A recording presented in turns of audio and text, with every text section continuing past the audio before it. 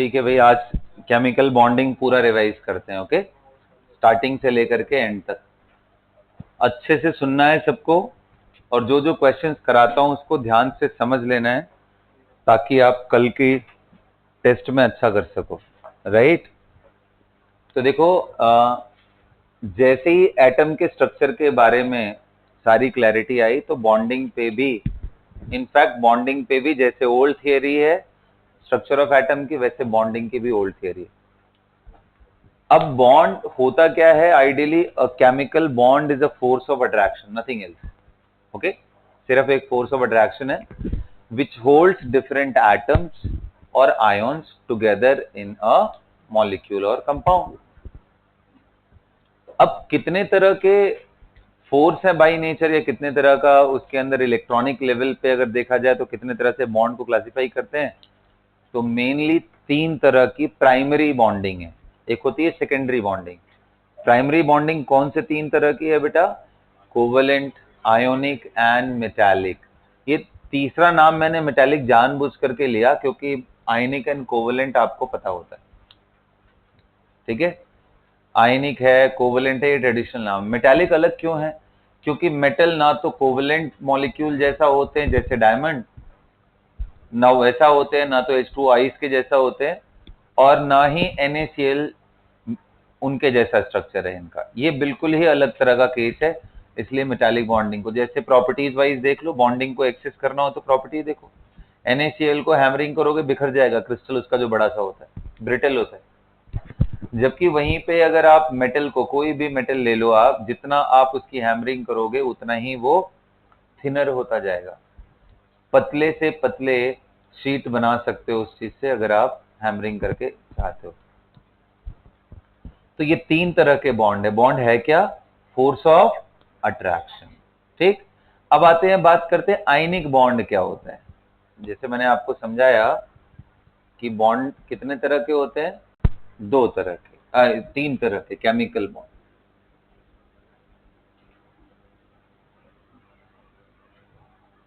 Ionic, covalent and metallic. Ionic bond में किस तरह का फोर्स ऑफ अट्रैक्शन है? तो प्योर इलेक्ट्रोस्टैटिक। कहने का मतलब, अगर मैं एक एग्जांपल लूं, NaCl, तो वो सॉलिड होता है बेटा। इसके क्रिस्टल बनाओगे तो प्लस माइनस ऐसे जुड़े होते हैं। अच्छा, ये पूरा 3 डायमेंशनल है, नेटवर्क सॉलिड जैसा है, कंप्लीटली ये 3 डायमेंशनल है, नेटवर्क सॉलिड जैसा। NaCl तरह मतलब हर प्लस के चारों तरफ माइनस है। एक बात बताओ, एक प्लस अगर स्फीयर है, एक माइनस स्फीयर है, तो क्या इस डायरेक्शन से आएगा तभी अट्रैक्शन होगा, इस डायरेक्शन से आएगा प्लस तो अट्रैक्शन नहीं होगा क्या? बिल्कुल होगा यार, क्योंकि फोर्स के लिए तो सिर्फ K Q1 Q2 upon R square, सिर्फ भाई चार्ज होना चाहिए, उनके बीच में सर्टेन डिस्टेंस होना चाहिए, सिर्फ इतना ही इंपॉर्टेंट है। बोलो। और वो अगर हमें पता है तो K Q1 Q2 by R square, तो फोर्सेस तो ऐसे भी लगने वाले हैं। इसलिए बोलते हैं आयनिक बॉन्ड प्योर इलेक्ट्रोस्टैटिक है। जो इलेक्ट्रोस्टैटिक फोर्स पढ़ते हो आप, वही तो है। F इज इक्वल टू दो चार्ज पार्टिकल के बीच में जो फोर्स, किसी भी तरह का कोई शेयरिंग नहीं होता है इसके अंदर। समझ गए ना? और आयनिक कंपाउंड में पॉजिटिव नेगेटिव करके पोल्स होते हैं। ये सुनो, अच्छा, अब बहुत सारी प्रॉपर्टी, आयनिक कंपाउंड सॉलिड होते हैं, आयनिक बॉन्ड नॉन डायरेक्शनल होता है, किसी भी साइड से प्लस आए माइनस के साथ जुड़ सकता है। आयनिक कंपाउंड कभी भी नॉन पोलर सॉल्वेंट में नहीं घुलते हैं। आयनिक कंपाउंड किस में घुलते हैं? पोलर सॉल्वेंट में। अच्छा, ionic compound electrical conductivity solid state में नहीं बल्कि एक्वस सॉल्यूशन या मोल्टेन स्टेट में करते हैं, क्योंकि कंडक्टिविटी के लिए आयंस का मूवमेंट जरूरी है, एंड मूवमेंट सॉलिड में तो हो नहीं पाएगा क्योंकि वो फिक्स्ड है, सिर्फ वाइब्रेट कर सकते हैं। ये सारी इसकी प्रॉपर्टी है। Got it? ओके, ये सॉलिड स्टेट में एग्जिस्ट करते हैं, high melting and boiling point होगा, ये पूरा इनका जनरल कैरेक्टरिस्टिक्स है। कैसे बनता है ionic bond? Plus and minus के बीच में प्योर इलेक्ट्रोस्टैटिक अट्रैक्शन से। ये प्लस माइनस कैसे बने? तो अगर NaCl को देखो तो Na ने अपना इलेक्ट्रॉन लूज कर दिया तो Na प्लस बन गया, और उस इलेक्ट्रॉन को क्लोरीन ने ले लिया तो वो माइनस। इसलिए बोलते हैं आयनिक बॉन्ड कैसे बनता है?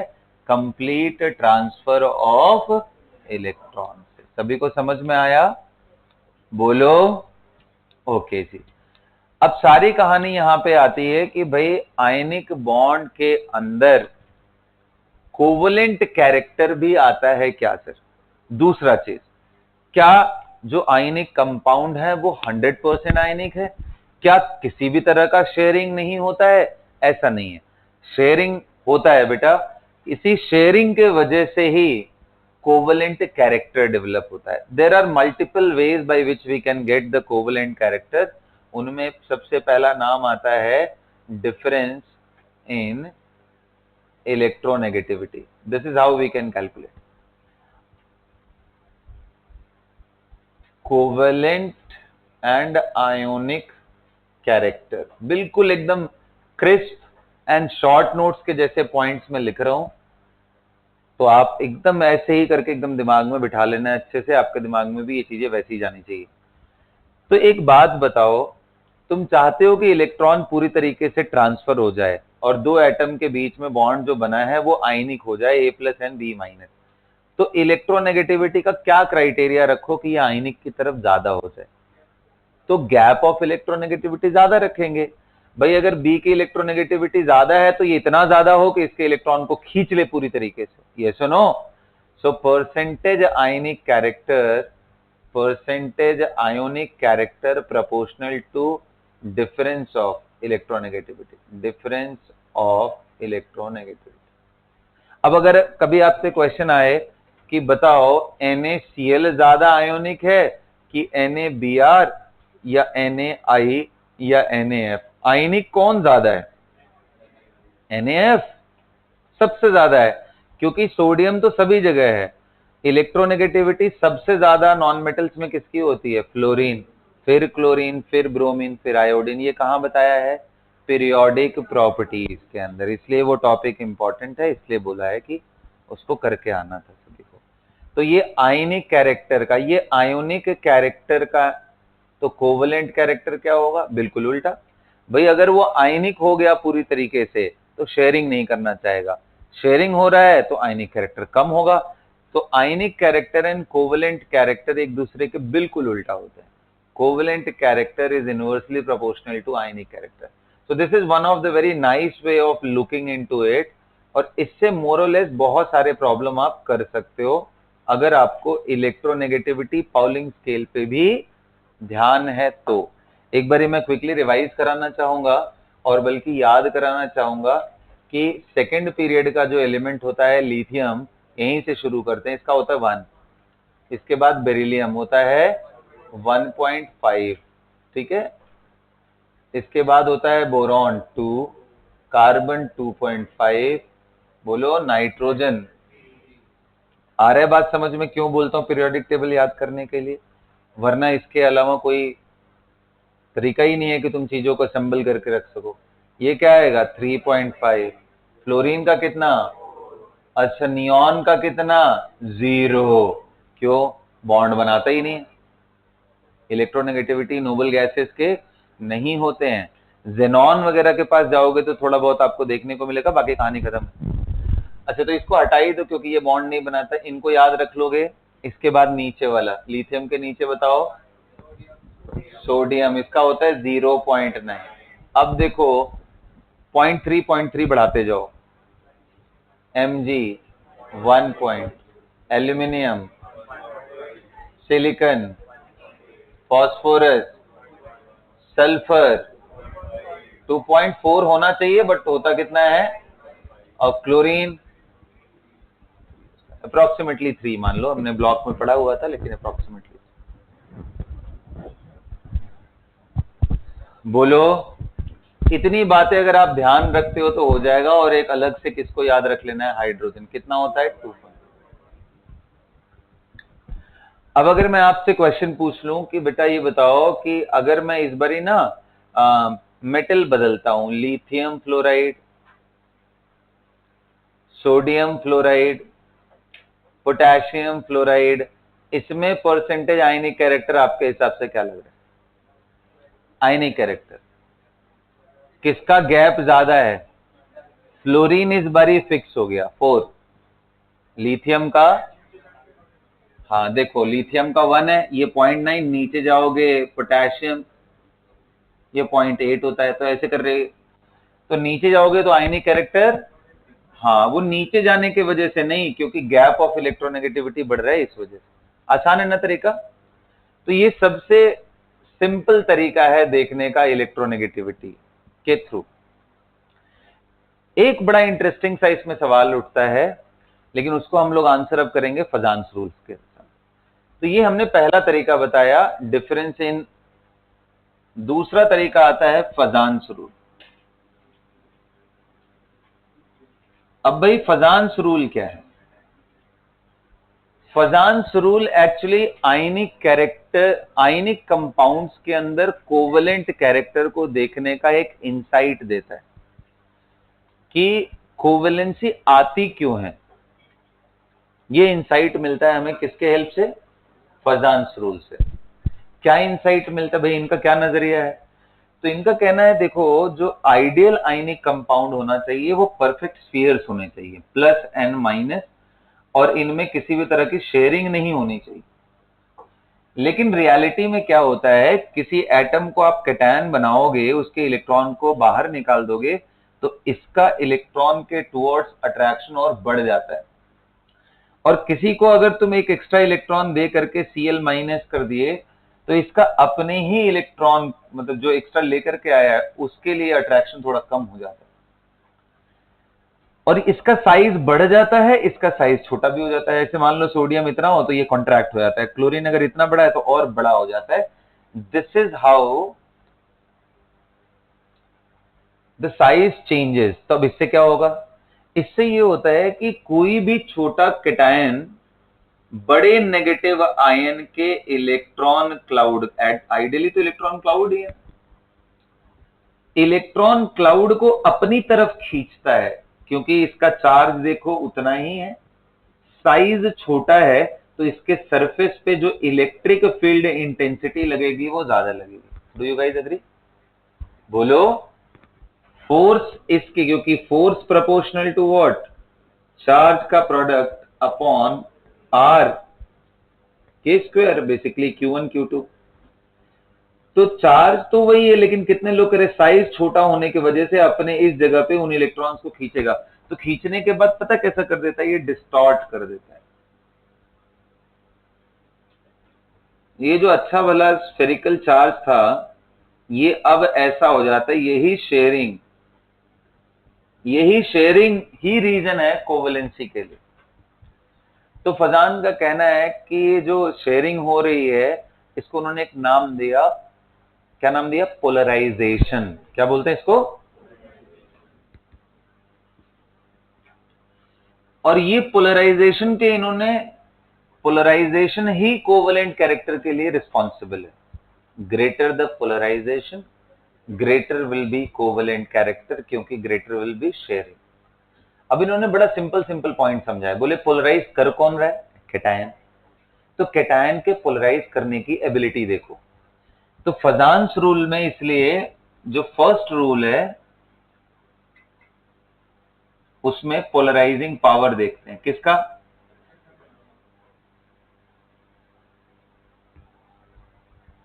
अब पोलराइजिंग पावर कैसे देखते हैं? Charge upon size.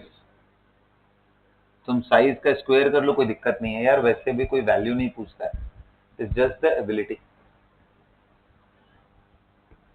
तो इनका कहना है कि जितना ज्यादा पोलराइजिंग पावर होगा, उतना ज्यादा शेयरिंग करेगा और उतना कोवेलेंट कैरेक्टर डेवलप करेगा। अब मुझे बताओ, अभी हमने थोड़ा देखा था कि मेटल बदल लें, नेगेटिव आयन सेम है, तो बताओ किसका पोलराइजिंग पावर ज्यादा है? खड़े हो जाओ भाई पीछे, यस स्टैंड अप। किसका पोलराइजिंग पावर ज्यादा है इन तीनों मेटल में? लिथियम का ज्यादा है, क्योंकि लिथियम का साइज छोटा है। पोलराइजिंग पावर ज्यादा है तो पोलराइजेशन ज्यादा होगा, तो लिथियम के कंपाउंड में कोवेलेंट कैरेक्टर, जरा चेक करो हमने सही लिखा है क्या, आयनिक कैरेक्टर ऐसे है तो कोवेलेंट इसका तो सबसे ज्यादा लिथियम। तो समझ में आया, greater the polarizing power greater will be covalent. Fajans का सेकंड रूल है एनायंस के लिए, इन्होंने इनके लिए टर्म डिफाइन किया पोलराइजेबिलिटी। क्या बताया, मतलब नेगेटिव आयन का जो स्फीयर है वही डिस्टॉर्ट हो रहा है, स्फेरिकल से नॉन स्फेरिकल हो रहा है, वही अपने इलेक्ट्रॉन को दूसरे के साथ शेयर कर रहा है। एंड पोलराइजेबिलिटी, अपने इलेक्ट्रॉन पे अच्छे से होल्ड तब नहीं हो पाएगा जब उसका चार्ज नेगेटिव का ज्यादा हो एंड साइज भी ज्यादा, क्योंकि जितना दूर उतना ही दिक्कत आएगी उसको पकड़ के रखने में, जितना नेगेटिव चार्ज ज्यादा आएगा उतना ही तकलीफ होगी उसको बाइंड करके रखने में, इसलिए बड़े आराम से प्लस इस नेगेटिव के इलेक्ट्रॉन को डिस्टॉर्ट कर देगा। सो एनायंस के लिए पोलराइजेबिलिटी, कैटायन के लिए पोलराइजिंग पावर। एनायन वाला रूल यहां लगा के देखेंगे क्योंकि यहां कैटायन सारे सेम है। बताओ किस नेगेटिव आयन का साइज सबसे ज्यादा है, आयोडीन का, ऊपर से नीचे जाते हैं, यहां पे भी पीरियोडिक प्रॉपर्टी आया ना, इसलिए वो इंपॉर्टेंट है। आयोडीन का पोलराइजेबिलिटी ज्यादा, सो आयोडाइड का पोलराइजेबिलिटी ज्यादा होने के वजह से कोवेलेंट कैरेक्टर ज्यादा, तो कोवेलेंट कैरेक्टर का ऑर्डर देखो, फ्लोराइड से क्लोराइड, क्लोराइड से ब्रोमाइड, ब्रोमाइड। फ्लोराइड सबसे कम कोवेलेंट होते हैं, या दूसरे तरफ बोल लो कि सबसे ज्यादा आयनिक होते हैं फ्लोराइड। एल्यूमिनियम के सारे हैलाइड्स कोवेलेंट होते हैं, सिर्फ फ्लोराइड आयनिक होता है। AlF3 is ionic, whereas AlCl3, AlBr3, AlI3 ये सब क्या है, कोवेलेंट, डोमिनेटिंग कोवेलेंट है वो। AlCl3 का हम स्ट्रक्चर बनाते हैं, उसका डाइमर Al2Cl6 बनाते हैं, कभी AlF3 का डाइमर बनाया है क्या, नहीं ना। तो ये फर्क पड़ता है, क्योंकि फ्लोरीन को पोलराइज करना आसान, सबसे अच्छे से वो अपने इलेक्ट्रॉन को होल्ड करके रखता है, इसलिए डिफिकल्ट टू पोलराइज, इसलिए सबसे कम उसमें कोवेलेंट कैरेक्टर आता है। क्या समझ में आ गया। अब फजान ने एक और रूल दिया था जिसको हम फजान थर्ड रूल बोलते हैं, और ये बड़ा इंटरेस्टिंग है। तो फजान ने एक रूल दिया, बोला कि देखो कई बार ऐसा होगा पीरियोडिक टेबल में कि दो कैटायन के साइजेस एक जैसे हो जाएंगे, चार्ज भी एक जैसे, जैसे उन्होंने एक लिस्ट बताया Na+ and copper plus, similar size होता है इनका, बहुत ज्यादा डिफरेंस नहीं है, बहुत मार्जिनल। लेकिन देखा गया कि सोडियम क्लोराइड जहां आयोनिक होता है, वहीं कॉपर का chloride have great degree of more covalent character, इसमें कोवेलेंट कैरेक्टर ज्यादा होता है। अब बड़ा अजीब सा हुआ यार, ये तो फर्स्ट रूल से भी नहीं जाएगा, क्योंकि दोनों का चार्ज अगर सेम है, साइज सिमिलर है, तो पोलराइजिंग पावर सिमिलर हो गया। सेकंड रूल तो लगा ही नहीं पाएंगे क्योंकि नेगेटिव आयन सेम ही है दोनों का। तो फजान ने एक थर्ड रूल उन्होंने वहां पे डेवलप किया, बोला कि भाई जिन कैटायन के कॉन्फ़िगरेशन में D10 आ जाए, उन कैटायंस का पोलराइजिंग पावर ज्यादा होता है, और वो ज्यादा अच्छे से पोलराइजेशन करेंगे तो उनका कोवेलेंट कैरेक्टर ज्यादा आएगा। हम कैसे समझे इस बात को, तो देखो पोलराइज करने का मतलब सिर्फ प्लस चार्ज से नहीं होता है। कितने लोग ये बात समझ रहे हो कि सर जिसमें इफेक्टिव न्यूक्लियर चार्ज Z* ज्यादा हो जाए, या शील्डिंग जिसका खराब हो जाए, सिग्मा, पता है क्या है, क्या बोल रहा हूं, Z* is equal to Z-, कौन सा टॉपिक, पीरियोडिक। सिग्मा खराब, कितने लोग कह रहे हैं कॉपर का जब हम लोग इलेक्ट्रॉन भरते हैं तो 3D10 होता है, और डी की शील्डिंग पुअर होती है क्योंकि इसका साइज ऐसा स्कैटर्ड सा होता है, इसलिए इसके जो रेजिडुअल Z* की वैल्यू होती है दूसरे इलेक्ट्रॉन के लिए वो काफी ज्यादा होता है। तो इलेक्ट्रॉन को अट्रैक्ट करने की एबिलिटी जितनी ज्यादा होगी, उतना अच्छे से ये पोलराइजेशन करेगा और उतना ही ज्यादा इसका कोवेलेंट कैरेक्टर। सो हमने पोलराइजिंग पावर का सिर्फ एक बात बताया आपको, कौन सा, चार्ज टू साइज। दूसरा बात हिडन रह गया, कौन सा, Z* वाला। तो अगर ये दोनों बात समझ लोगे तो तुम्हें समझ में आएगा दुनिया में सबसे कम पोलराइजिंग पावर एल्कली मेटल का होता है, क्योंकि वहां डी का कोई पंगा नहीं है। और सबसे बड़ी बात है कि उनके साइजेस सबसे ज्यादा हैं, चार्ज सबसे कम है, +1, लीस्ट पॉसिबल चार्ज।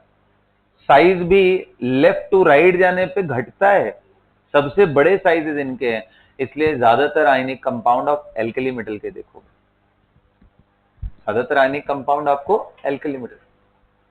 उसके बाद एल्कलाइन अर्थ मेटल में ऊपर के दो छोड़ देना होता है, बेरिलियम एंड मैग्नीशियम। क्यों? क्योंकि बेरिलियम में तो बहुत ज्यादा कोवेलेंट कैरेक्टर डेवलप हो सकता है। आप देखो इलेक्ट्रोनेगेटिविटी से भी, आप देखो बेरिलियम का 1.5 इलेक्ट्रोनेगेटिविटी बढ़ गया ना, इलेक्ट्रोनेगेटिविटी बढ़ेगा तो नॉन मेटल के साथ गैप कम हो जाएगा, गैप कम होगा तो आयनिक कैरेक्टर कम, कोवेलेंट कैरेक्टर ज्यादा। और इसका बहुत फर्क पड़ता है, कोवेलेंट कैरेक्टर के बढ़ने से बहुत फर्क पड़ता है। जैसे बेरिलियम का क्लोराइड कोवेलेंट होता है, जैसे एल्यूमिनियम का कोवेलेंट, वैसे फ्लोराइड अनडाउटेबली आयनिक है, क्लोराइड कोवेलेंट। आ रहा है बस समझ? बेरिलियम के हाइड्राइड नॉर्मल आयनिक हाइड्राइड की तरह नहीं, बल्कि पॉलीमेरिक एग्जिस्टेंस में रहते हैं। जैसे B2H6 का स्ट्रक्चर होता है, डाइबोरेन का, बीच में ब्रिज बॉन्डिंग होती है, वैसे ही ऐसे ऐसे करके चलते रहते हैं, इतना फर्क पड़ जाता है। लेकिन वहीं नीचे चले जाओ, कैल्शियम, बेरियम, स्ट्रॉन्शियम, ये सब अच्छा आयनिक कंपाउंड बनाते हैं। तो इतना फर्क पड़ जाता है बेटा सिर्फ इस चीज से। क्या समझ में आ गया? तो ये दो तरीके मैंने आपको समझाया आयनिक कैरेक्टर। आप कोई भी जो अच्छे से आपको स्ट्राइक करे एग्जाम करते समय, उसको आप लगा लेना। तीसरा तरीका मैं समझाता हूं, and the third rule is known as dipole moment method. वहां से एग्जैक्टली वैल्यू निकाला जाता है। एंड डाइपोल मोमेंट का मेथड क्या है? Percentage ionic character is equal to mu observed upon mu theoretical into 100।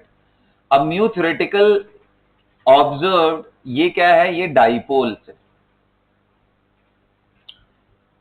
Dipole moment. तो डाइपोल पढ़ने के बाद आपको थोड़ा क्लियर हो जाएगा। ये तीसरा तरीका था, अगर कैलकुलेट करके निकालना हो परसेंटेज कितना है तो ऐसे निकालते हैं। ठीक है, मोटा मोटी ये क्वेश्चन आने का सबसे कम चांस है, रिलेटिव कंपैरिजन का चांसेस बहुत ज्यादा है। तो आप difference in electronegativity and फजान्स rule को दिमाग में बिठा के रखना। सिर्फ क्वेश्चन इतना ही आ जाए कि किसमें आयनिक ज्यादा है किसमें कम है, तो difference in electronegativity will also work good. बस आपको इलेक्ट्रोनेगेटिविटी का राइट सेंस होना चाहिए। Is that clear?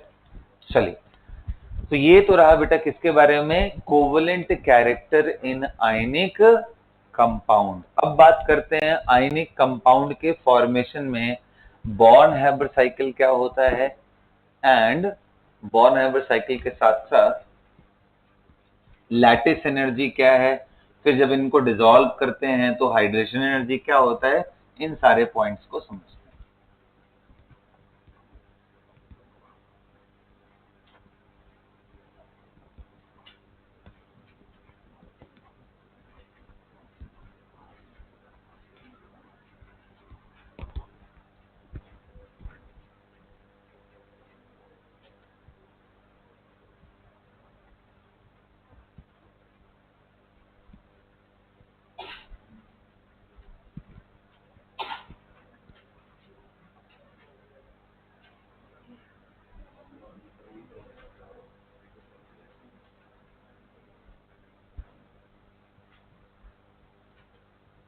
ठीक है, तो देखो आयनिक बॉन्ड के फॉर्मेशन में थर्मोडायनेमिक एनालिसिस करते हैं कि कैसे बनता है, क्या होता है। ठीक है, तो उसी सिलसिले में एक साइकिल है जिसको बोलते हैं बॉर्न हैबर साइकिल। क्या होता है उसके अंदर? कुछ नहीं, बस एंथैल्पी ऑफ फॉर्मेशन का डिस्कशन करना होता है। एक बात ध्यान रखना, जब भी word enthalpy of formation of anything आए, इसका मतलब उसका 1 मोल बनाना है। कहां से बनाना है?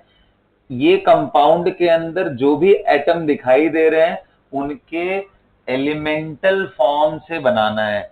बताओ, क्लोरीन एंड सोडियम दो दिखाई दे रहे हैं, सोडियम नेचर में कैसे मिलता है हंशिका? सोडियम का एलिमेंटल एग्जिस्टेंस कैसा है? सोडियम गैस होता है, लिक्विड होता है, सॉलिड होता है? सोडियम इज अ मेटल, और मेटल कैसे होते हैं? सॉलिड। सो Na क्या होगा? S।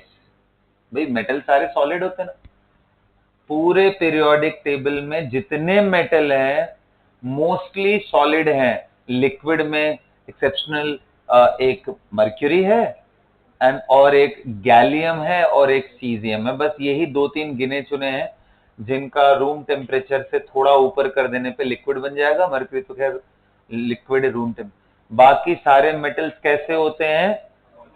अब मुझे बताओ क्लोरीन कैसे एग्जिस्ट करता है? Diatomic gaseous form.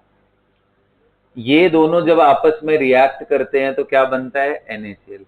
सो 1 मोल NaCl बनाना है फ्रॉम एलिमेंट। इसमें जो भी इंथैल्पी चेंज होता है वही enthalpy change of formation of NaCl है। That's how in thermodynamics we write about the enthalpy of formation. क्या सबको ये बात समझ में आ रहा है? अब हमें पूरी एनर्जी की एनालिसिस करनी है क्योंकि हमें पता है NaCl जो इतना सिंपल लिख दिए हैं एक्चुअल में ऐसे है ना, ऐसे। तो हमें ऐसे बनाना है। कहां से बनाना है? इन्हीं एलिमेंट से। तो जरा देखते हैं बॉन्ड के नजरिए से, आयोनाइजेशन के नजरिए से कि क्या क्या कहानियां इसके अंदर होती है। तो एक बात बताओ, सोडियम कैसा है भाई? सॉलिड। तो सोडियम तो ऐसे होता है। सॉलिड का मतलब क्या? ये सब एक दूसरे से चिपके हुए हैं। एंड ये तो गैस है, डाई एटॉमिक गैस। ये ऐसे ऐसे होता है। और हमें कहां से कहां तक जाना है? हमें जाना है इसको यहां से प्लस तक ले जाना है और इसको तोड़ करके Cl माइनस। ये पूरी जर्नी ट्रेवल करते हैं। तो बताओ सोडियम सॉलिड को हम क्या कर दें पहले? तो आंसर है पहले गैस बनाओ। इसमें कौन सा एनर्जी लगेगा? Sublimation energy.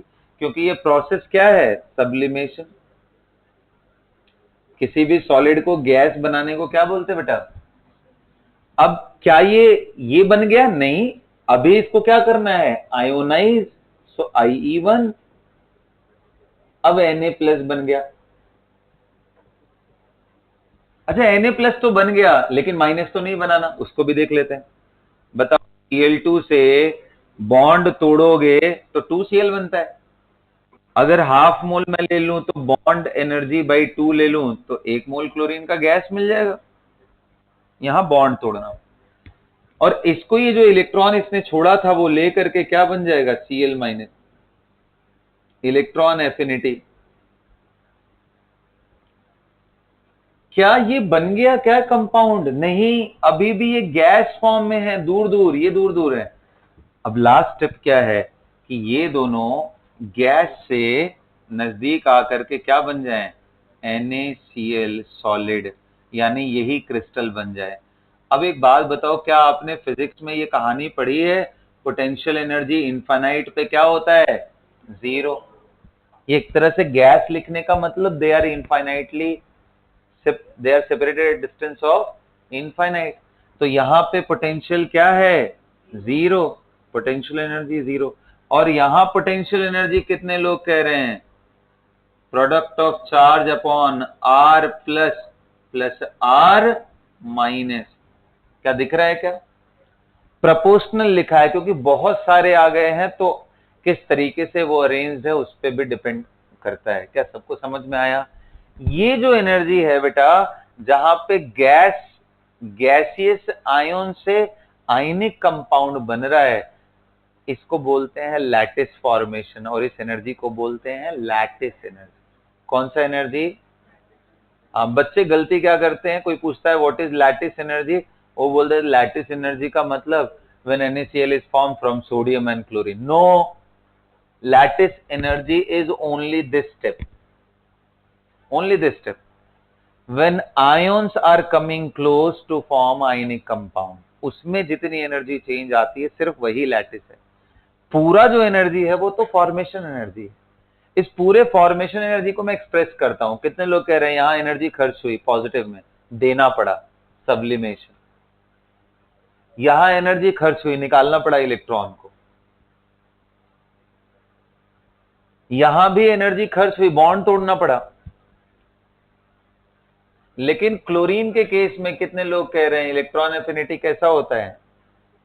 Positive. Delta H G क्या होता है? नेगेटिव। यहां डेल्टा एच का साइन क्या है? नेगेटिव। एक्सोथर्मिक, एनर्जी रिलीज होती। और ये तो पूरा ही एक्सोथर्मिक है। सोचो इन्फाइनाइट पे एनर्जी जीरो और यहाँ आकर के नेगेटिव, ये नेगेटिव है ना, प्लस एंड माइनस का प्रोडक्ट क्या होता है जी? तो देखो कहानियों में कैसे लिखा जाता है, एक अच्छा आयनिक कंपाउंड तब बन सकता है जब मेटल की सब्लिमेशन एनर्जी कम, आयोनाइजेशन एनर्जी कम, नॉन मेटल का बॉन्ड तोड़ने में एनर्जी कम खर्च हो, और लैटिस एनर्जी बहुत ज्यादा हो, इलेक्ट्रॉन एफिनिटी बहुत। और सबसे टफ होता है, कितने लोग कह रहे हैं, ये अरेंजमेंट का लैटिस एनर्जी निकालना, क्योंकि किस तरीके से वो जुड़े हुए हैं क्रिस्टल पैरामीटर, इसलिए इस पूरे बॉन्ड हैवर साइकिल का यूज करके ये वैल्यू निकाली जाती है, क्योंकि ये तो बड़े आराम से पता चल जाता है, ये सब कैलकुलेट करने वाली टर्म्स है, ये है सबसे डिफिकल्ट टर्म, लैटिस एनर्जी। तो इसलिए पूछा जाता है बॉन्ड हैवर साइकिल का मेन एप्लीकेशन क्या है, टू गेट लैटिस एनर्जी, क्योंकि प्रैक्टिकली लैटिस एनर्जी थ्योरेटिकली निकालना इज वेरी चैलेंजिंग टास्क, इसलिए प्रैक्टिकली उसको निकाला जाता है। कैसे पता चलेगा भाई, कैसे कैसे जुड़े हुए हैं, एटम दिखाई देते हैं क्या? तो सबसे टफ काम है, इसलिए यूज। और कितने लोग कह रहे हैं डेल्टा एच NaCl का निकालना है, so we have several methods, कोई जरूरी थोड़ी है ऐसे ही निकाले, हम तो बहुत सारे तरीकों से निकाल सकते हैं, हिस लॉ का अप्लाई करके, तो किसी तरीके से NaCl फॉर्मेशन की एनर्जी निकालेंगे और वो पता चल जाए तो हम यहाँ रख देंगे, तो ये पता है सब्लिमेशन, आयनाइजेशन, बॉन्ड, एफिनिटी, ये सब नोन होते हैं, इजी है निकालना, तो लैटिस एनर्जी निकालना। क्या सबको समझ में आ गया? बोलो, क्वेश्चन लिखो।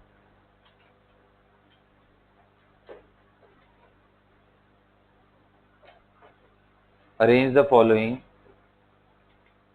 In increasing order of lattice energy.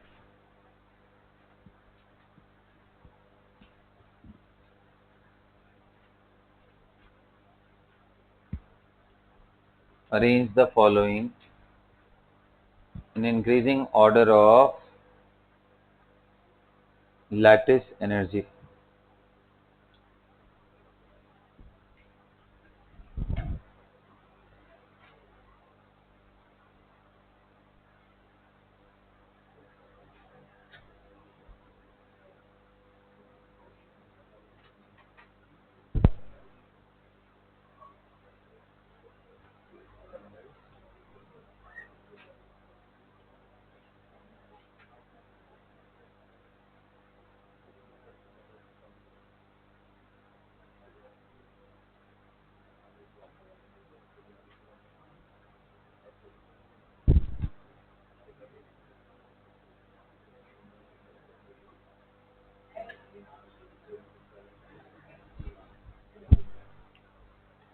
सभी को क्लियर हो गया बेटा?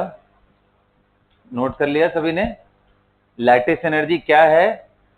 सिर्फ इतना पार्ट, अगर कभी आपसे पूछे U proportional to product of charge upon radius of cation and anion, बस यही है।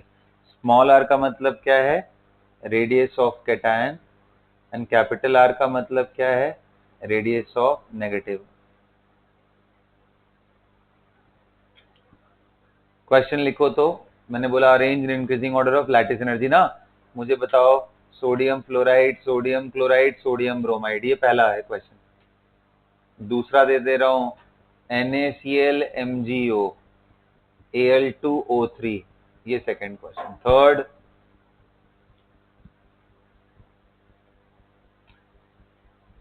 Li2O Na2O K2O। फटाफट करेक्ट ऑर्डर लिखो इसमें लैटिस एनर्जी का।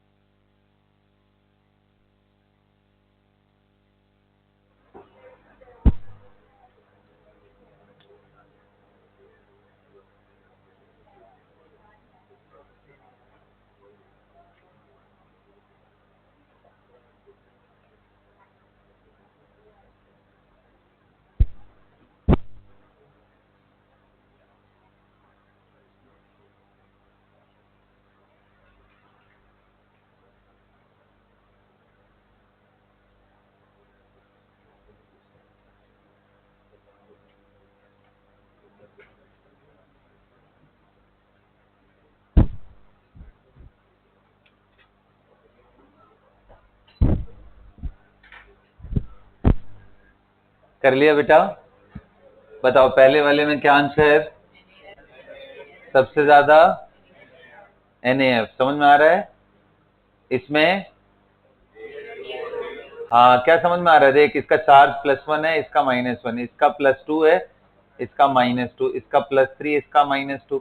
प्रोडक्ट करोगे तो 6 आएगा, ये 4 आएगा, ये 1 आएगा। प्रोडक्ट ऑफ चार्ज पहले देखना, क्योंकि वो सीधा कई गुना बढ़ा देता है। साइजेस उतना ज्यादा ग्रो नहीं करते हैं। सबसे इंपॉर्टेंट है प्रोडक्ट ऑफ चार्ज।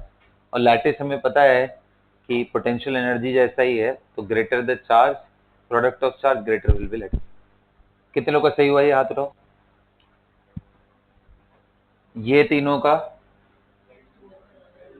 H2O कहाँ है जी? Li2O का, फिर एम्फेरी। पता है कैसे? आयुषी एक्सप्लेन करो इसको, कैसे हुआ? Explain this. हाँ वही, उसी में समझाओ ये कैसे देखा। यहाँ +2 है। हाँ हाँ, तो प्रोडक्ट ऑफ चार्ज तो सेम हो गया, तो ये ज्यादा कैसे है?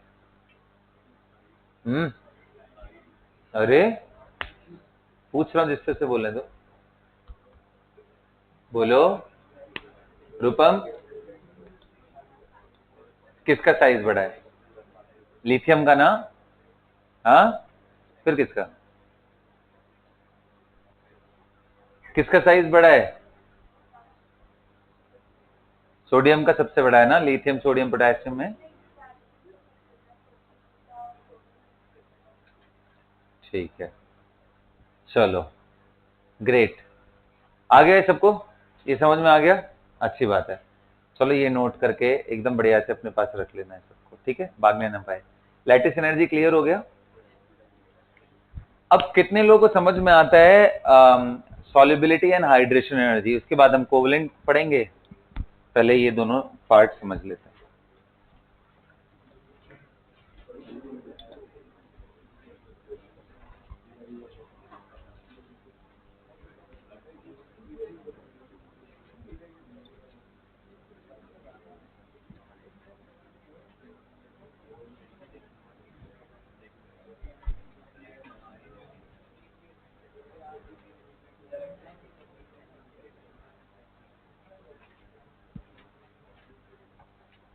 हाँ जी बेटा, सभी लोग इधर ध्यान दीजिए।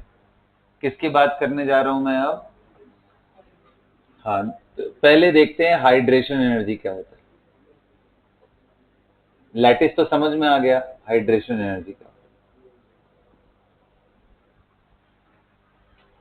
देखो, जब भी किसी आयन को पोलर सॉल्वेंट में लेते हो, ध्यान देना सभी लोग, जब भी किसी आयन को, जैसे मान लो Na+ है, ध्यान से सुनोगे सारी बात समझ में आएगी, और जितना बोलता हूं उतना ही करना है, अपना दिमाग चलाना है, लेकिन उसके बाद जितना बोला पहले वो कर लो, उसके बाद अपना दिमाग चलाओ। दिक्कत क्या है ना, तुम लोग पहले अपना दिमाग चलाते हो, फिर जो बोलता हूं वो करते हो, बच्चे हुए टाइम में। Na+ लिक्विड वाटर में जैसे ही लोगे, तो पॉजिटिव चार्ज के चारों तरफ H2O, जो कि एक पोलर मॉलिक्यूल है, जिसको हम ऐसे डाइपोल से प्लस एंड माइनस से डेजिग्नेट कर सकते हैं, इसके चारों तरफ ये डाइपोल आ जाता है।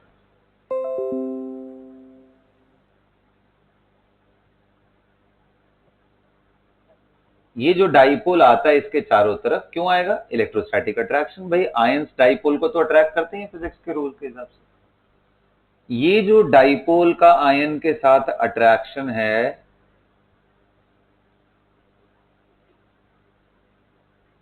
ये जो डाइपोल का आयन के साथ अट्रैक्शन,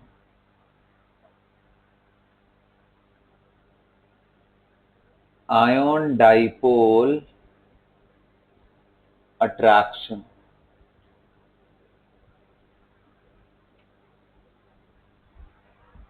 ये जो भी आयंस का डाइपोल के साथ अट्रैक्शन है, इसके वजह से जो एनर्जी रिलीज होती है उसी को क्या बोलते हैं? Hydration energy. क्योंकि सोचो ये वही वाली बात हो गई कि पहले पोलर मॉलिक्यूल दूर था, आयन से यहां था, गैस फॉर्म में, अब दोनों नजदीक आ गए तो पोटेंशियल एनर्जी कम होगी, क्योंकि प्लस माइनस अपोजिट चार्जेस का अट्रैक्शन है, नजदीक आएंगे तो पोटेंशियल एनर्जी डिक्रीज करेगा, एनर्जी रिलीज होगी। सो ये है हाइड्रेशन एनर्जी। सो इसलिए कभी भी लिखा जाता तो लिखते हैं कि Na+ को अगर आप पानी में डालो, एक्सेस, कोई कमी नहीं होनी चाहिए इस चीज की, तो ये बनता है Na+ एक्वस। ये जो एक्वस लिखा है ना, वो एक्चुअली ऐसे रहता है। अच्छा, मैंने लेयर एक ही बनाया है, इसका कई बारी अट्रैक्शन इतना स्ट्रांग होता है कि दूसरा लेयर, तीसरा लेयर ऐसे बना लेता है, मल्टीपल लेयर। इस वजह से कई बार उनका वाटर के अंदर मूवमेंट स्लो हो जाता है, उनकी कंडक्टिविटी खराब हो जाती है। ये बात हमने इलेक्ट्रोकेमिस्ट्री में भी पढ़ी थी, क्या ध्यान आ रहा है सभी को? सो बेटा, जितना ज्यादा इसमें एसोसिएशन होगा उतना, अब ये एसोसिएशन किस बात पे डिपेंड करेगा भाई? डाइपोल तो अपना नॉर्मल सा चीज है, कैटायन बदलेगा तो extent of ion dipole attraction बदलेगा। कैसे बदलेगा? Again electrostatics come into picture. इसकी इलेक्ट्रिक फील्ड यानी चार्ज बाई साइज का रेशियो जितना ज्यादा, साइज जितना कम, पॉजिटिव चार्ज जितना ज्यादा, उतना ज्यादा अट्रैक्ट होंगे सब नजदीक में, उतना ज्यादा एनर्जी निकलेगी। इसलिए बोलते हैं, और ये जो प्रोसेस है इसी को क्या बोलते हैं? हाइड्रेशन। ये प्रोसेस को ही क्या बोलते हैं? इससे रिलेटेड जो भी डेल्टा एच आता है उसी को हाइड्रेशन एनर्जी बोलते हैं। So hydration energy technically negative होता है। अगर आप प्रोसेस से देखो तो hydration energy proportional to polarizing power, और पोलराइजिंग पावर किसके प्रोपोर्शनल है? सबको समझ में आ गया? मुझे बताओ, चलो दो आंसर पूछूंगा, ठीक है? Li plus Na plus K plus F minus Cl minus Br minus, एक ये और एक ये। कितने लोग बता सकते हैं इसमें हाइड्रेशन एनर्जी सबसे ज्यादा किसका होगा? हाथ उठाओ, पहले वाले में हाथ उठाओ, कितने लोग बता सकते हो फर्स्ट वाले में हाइड्रेशन एनर्जी किसका ज्यादा होगा? हाईएस्ट किसका होगा?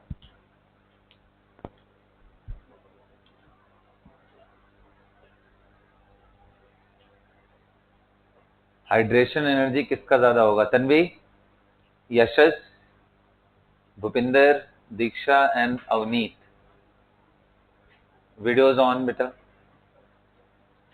ताकि मैं इंटरेक्ट कर सकूं आप लोगों से जल्दी। बताइए, बताओ तन्वी, इन सभी में हाइड्रेशन एनर्जी किसका ज्यादा है?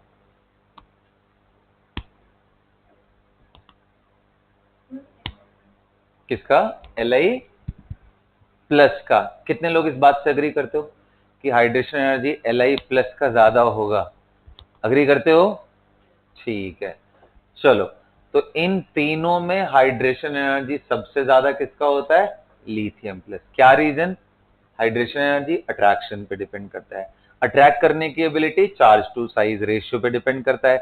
चार्ज तीनों का सेम है, साइज लिथियम का सबसे छोटा, जिसके वजह से ये अट्रैक्ट करता है। इसलिए इसका आंसर क्या होगा? ये हाइड्रेशन एनर्जी का होगा। चलो अगला क्वेश्चन है यशस के साथ। बताओ भाई, इन तीनों में सबसे ज्यादा किसका है हाइड्रेशन एनर्जी?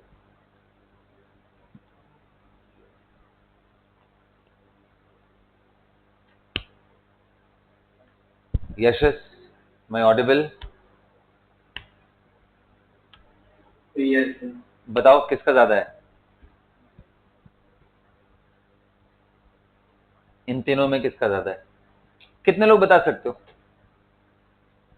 कितने लोग बता सकते हो किसका ज्यादा है? Okay, Prachi, tell me the answer. F minus. Gursimrat, agree करते हो इस बात से? एफ माइनस का। B R minus. क्यों बी आर माइनस? पोलराइजेबिलिटी देखते हैं। सुनना मेरी बात यहां पे, इसलिए मैंने जानबूझ के दो क्वेश्चन फ्रेम किए, ठीक है? कितने लोग कह रहे हैं यहां पे पोलराइजेशन फिनोमेना का बात ही नहीं हो रहा है? और जब पोलराइजेशन फिनोमेना का बात ना हो और सिर्फ इस बात का डिस्कशन है कि जैसे कैटायन पानी में जाकर के चारों तरफ अपने ऐसे लेके आता है, वैसे ही कितने लोग करें नेगेटिव आयन भी जब पानी के अंदर जाएगा तो ये Cl- के चारों तरफ कैसा HOH ये डाइपोल इस बार प्लस को अपनी तरफ अट्रैक्ट करेगा, और अट्रैक्ट जितना करेगा बेटा उतना ही ज्यादा हाइड्रेशन होगा, उतना ही ज्यादा लेयर्स बनेंगे, और जितना ज्यादा लेयर्स बनेंगे उतना ज्यादा हाइड्रेशन एनर्जी निकलेगा।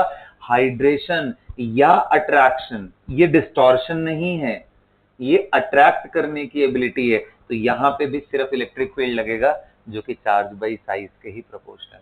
इसलिए हाइड्रेशन एनर्जी में चाहे वो कैटायन हो या नेगेटिव आयन हो, दोनों के केस में सिर्फ एक चीज देखते हैं, that is polarizing power. Polarizability सिर्फ और सिर्फ एनायन के लिए कोवेलेंट कैरेक्टर में देखना होता है, इसके अलावा कहीं नहीं, उसका कोई यूज नहीं है, सिर्फ एक जगह।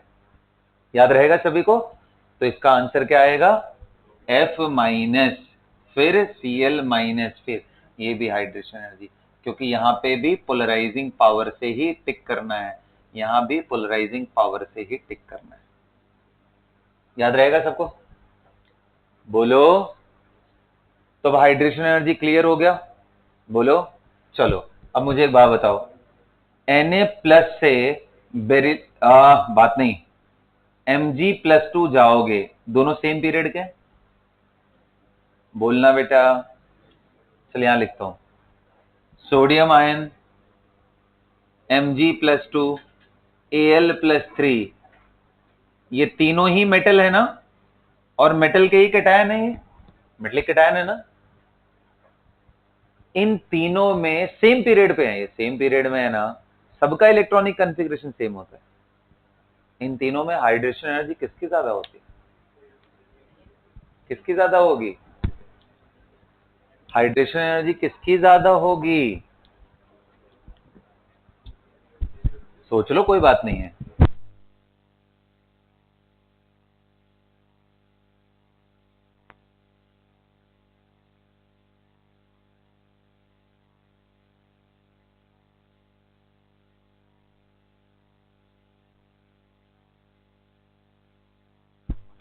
कितने लोग बता सकते हो इसको? हाथ उठाओ, हाइड्रेशन एनर्जी किसकी ज्यादा होगी? Raise your hand. चलो वैष्णवी, इस बार तुम बताओ। Al+3 क्यों बोला आंसर? उसके अलावा कुछ नहीं दिखाई दे रहा है।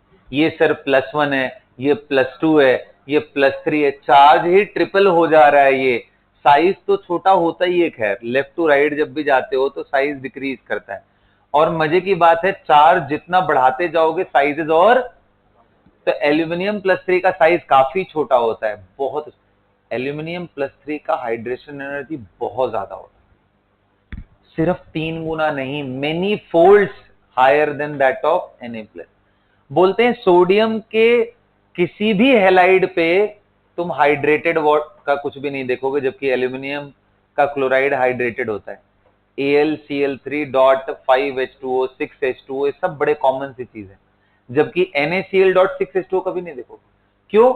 क्योंकि इसकी वाटर रिटेंशन एबिलिटी बहुत ज्यादा है। क्यों बहुत ज्यादा है? Because of extremely high hydration.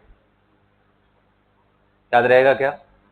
अच्छा, अभी मैंने बताया कि सोडियम का कोई भी हैलाइड वाटर एकोमोडेट नहीं करता है, इसलिए कभी कभी एग्जाम में क्वेश्चन आता है NaCl.5H2O, will it exist? No. Sodium, potassium, नीचे वाले जितने भी हैं एकदम ही बेकार हो, लेकिन उन्हीं का सल्फेट वाटर रखता है, सोडियम का ही sulphate.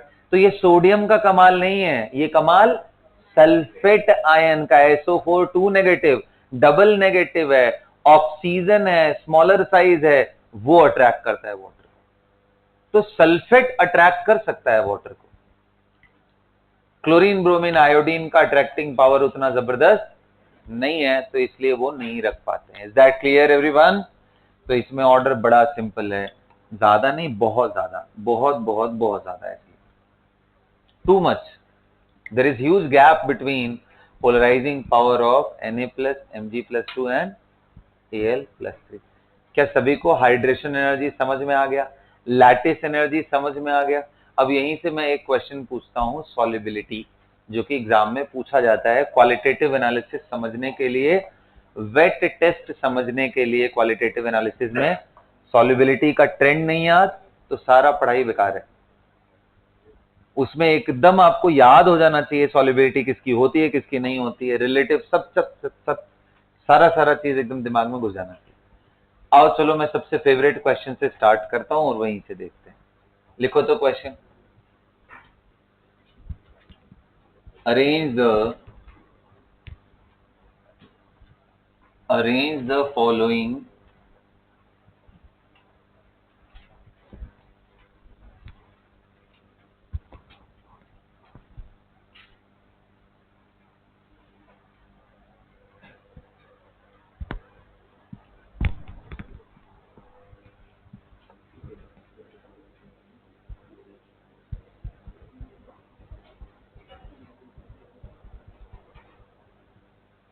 arrange the following in increasing order of solubility। इसमें जो सबसे पहला मैं लेके चल रहा हूं वो लेके चल रहा हूं hydroxide, oxide and hydroxide.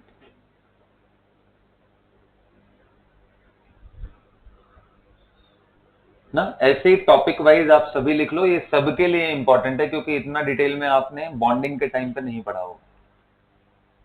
Solubility एक ऐसा एरिया जहां पे स्टूडेंट स्ट्रगल करते ही करते हैं क्योंकि उसमें डायरेक्ट आंसर कभी निकलेगा ही नहीं। तो आते हैं, बात करते हैं Li2O, Na2O, K2O, Rb2O, CH2 और इसी के हाइड्रोक्साइड। देखो बेटा, जो इनके ऑक्साइड का ट्रेंड वही इनके हाइड्रोक्साइड का ट्रेंड है, इसमें कोई टेंशन लेने वाली बात नहीं। Beryllium oxide, magnesium oxide, calcium oxide, strontium oxide, barium oxide and radium radio active होता है तो इसलिए नहीं लिख रहे हैं, एंड इसी के hydroxide MgOH whole twice, CaOH whole twice, SrOH whole twice, BaOH का होल ट्वाइस।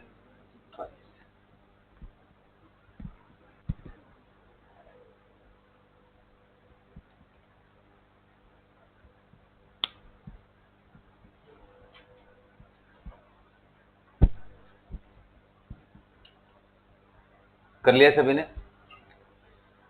तो इनमें पहले आप सॉलिबिलिटी बता दो, कितने लोग बता सकते हो? क्योंकि ये तो बिल्कुल प्योर याद करने वाला चीज है, इसमें दिमाग चला के देख लो, अगर चल जाए तो ट्राई कर लो, कोई दिक्कत नहीं। वैसे एक चीज बताऊं कैसे देखना होता है सॉलिबिलिटी को। देखो, जब आप 11वीं में रहते हो ना, तब मैं एकदम छोटे छोटी चीजें आधी छुपा के आधी बता के करता हूं।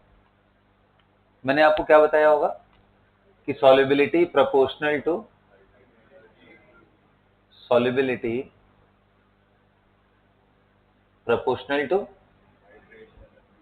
Inversely proportional to. अच्छा, थोड़ा कॉमन सेंस लगाओ कि जितना टाइटली होल्ड होगा प्लस माइनस उतना ही लैटिस एनर्जी ज्यादा, उनको दूर करना उतना डिफिकल्ट। और जब कोई चीज पानी में घोलते हो तो उनको दूर ही तो करते हो बेसिकली, उनके बीच में चारों तरफ वाटर का लेयर आ जाता है।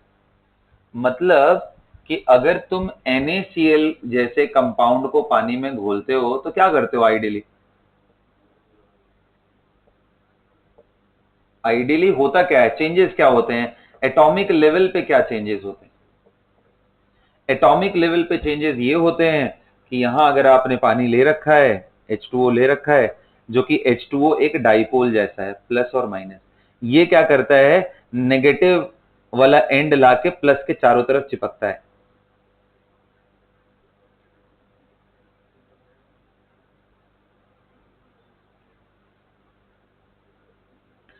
और ये जो पॉजिटिव है ना, ये नेगेटिव है, इनके चारों तरफ अपना प्लस वाला एंड लेके आता है, इसीलिए तो बोलते हैं डाइपोल्स।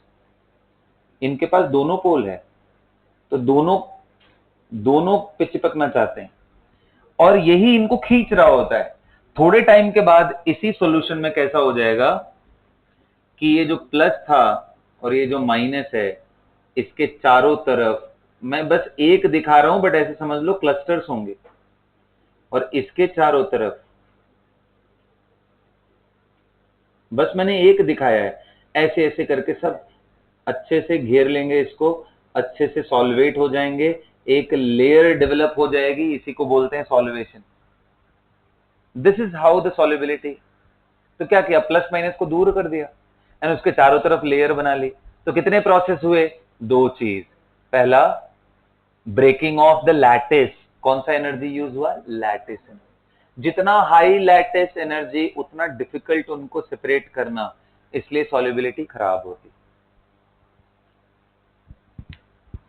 और जितना ज्यादा ये अट्रैक्ट करेंगे डाइपोल्स, उतना आसानी से सॉल्यूशन के अंदर लेके जाएंगे, जितना ज्यादा हाइड्रेशन एनर्जी, इसलिए solubility proportional to hydration energy, inversely proportional to. ये 11वीं क्लास की बात है, ठीक है। अब जब सब चीज पढ़ ली हो, तुम थर्मो पढ़ ली हो, तो इसी टॉपिक को देखने का नजरिया बदल जाना चाहिए।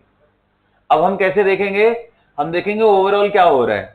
सो ओवरऑल एक प्रोसेस हो रहा है सॉलिड से, जब हम एक्सेस ऑफ वाटर डाल रहे हैं तो ये देख रहे हैं क्या ये Na plus aqueous and Cl minus aqueous बना। इस रिएक्शन का डेल्टा H क्या है, डेल्टा H सॉल्यूशन क्या है, डेल्टा S सॉल्यूशन क्या है, डेल्टा G सॉल्यूशन क्या है।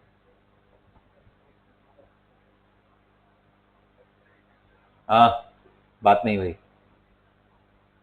इस नजरिए से देखेंगे, ये जो डेल्टा एच है ना, इसी के दो कंपोनेंट है, हाइड्रेशन एंड लैटिस। और हमने मोस्ट ऑफ द आंसर किससे किया था, लैटिस है ना, हाइड्रेशन से। कितने लोग कह रहे हैं इंट्रोपी का फैक्टर तो रही गया, इंट्रोपी का फैक्टर। इसलिए सॉल्युबिलिटी इरेगुलर होती है। सिर्फ हाइड्रेशन से एक्सप्लेन नहीं कर पाओगे, सिर्फ लैटिस से एक्सप्लेन नहीं कर पाओगे, ये तीनों का कंबाइंड डेटा होता है, उस वैल्यू को निकाल के रखते हैं डेल्टा जी। तो जब भी क्वेश्चन एडवांस लेवल में आता है या अच्छे लेवल में, जैसे पहले एम्स वगैरह में भी आता था, उसमें आपको पूरा डेटा दे करके, दो तीन चीजों का डेटा दे करके फिर आपसे पूछेगा नाउ प्रेडिक्ट देयर सॉल्युबिलिटी। क्योंकि हम सब में मैक्सिमम लोग बस यही पढ़ते हैं, लैटिस ज्यादा हाइड्रेशन कम, वो ऐसा डेटा देगा कि आप उससे कोई कंक्लूजन ही ड्रॉ या गलत कंक्लूजन ड्रॉ कर लो, इंट्रोपी का भी।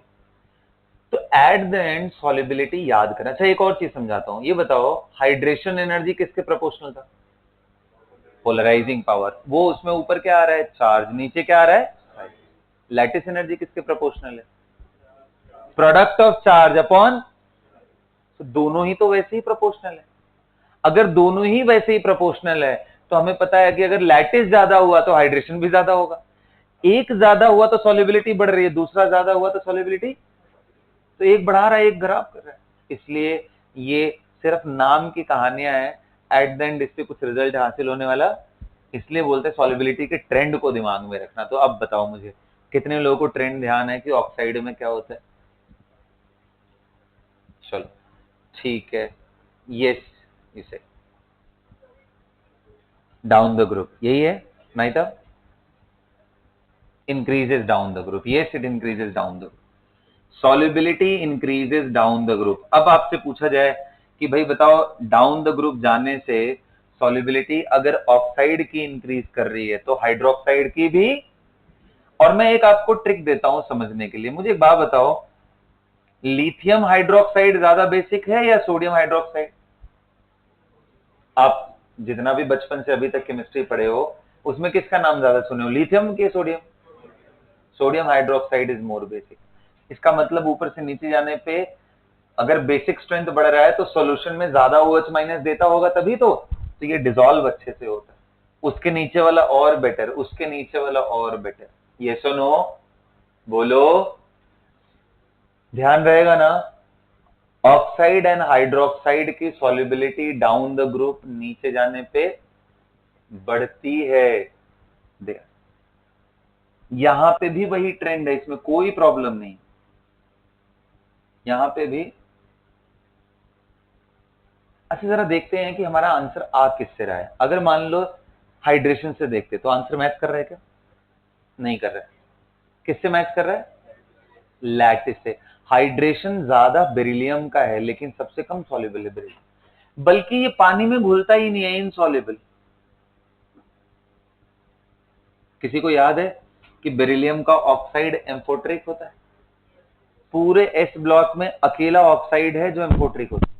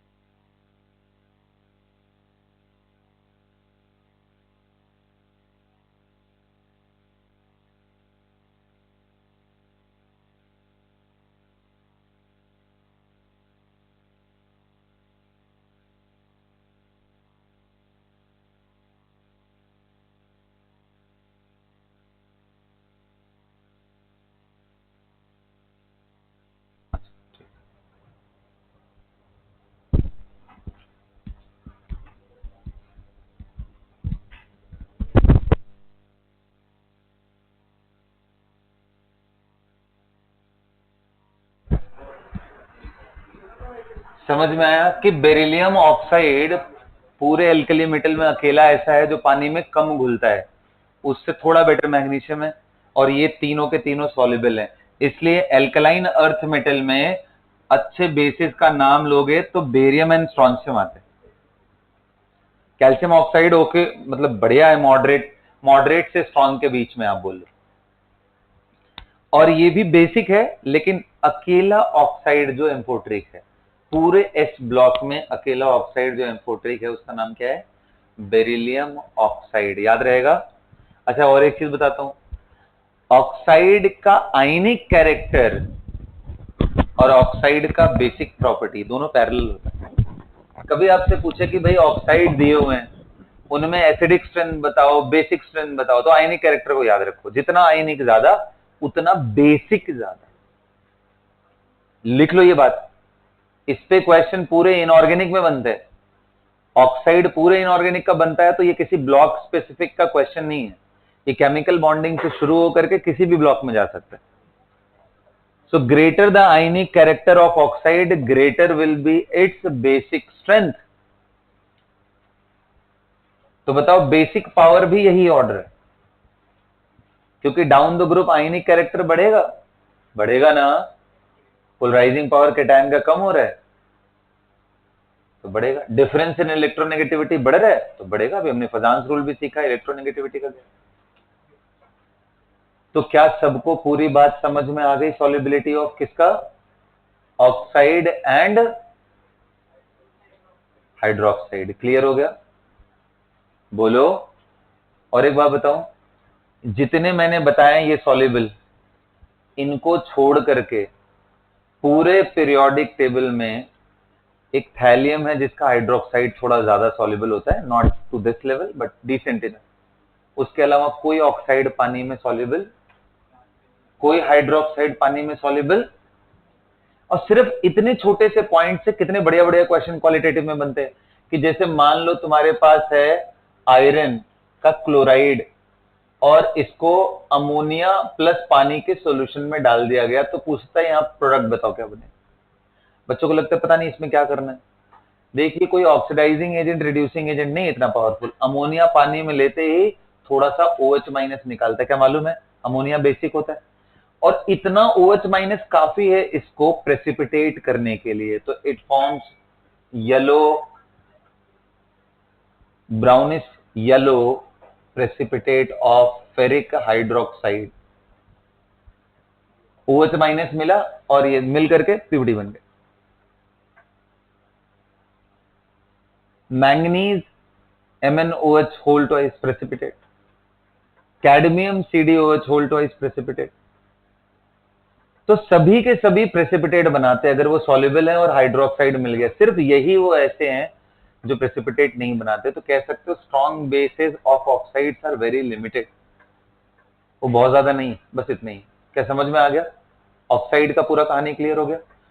फ्लोराइड का भी सॉलिबिलिटी नीचे इंक्रीज करता है, लिखो सॉलिबिलिटी ऑफ फ्लोराइड।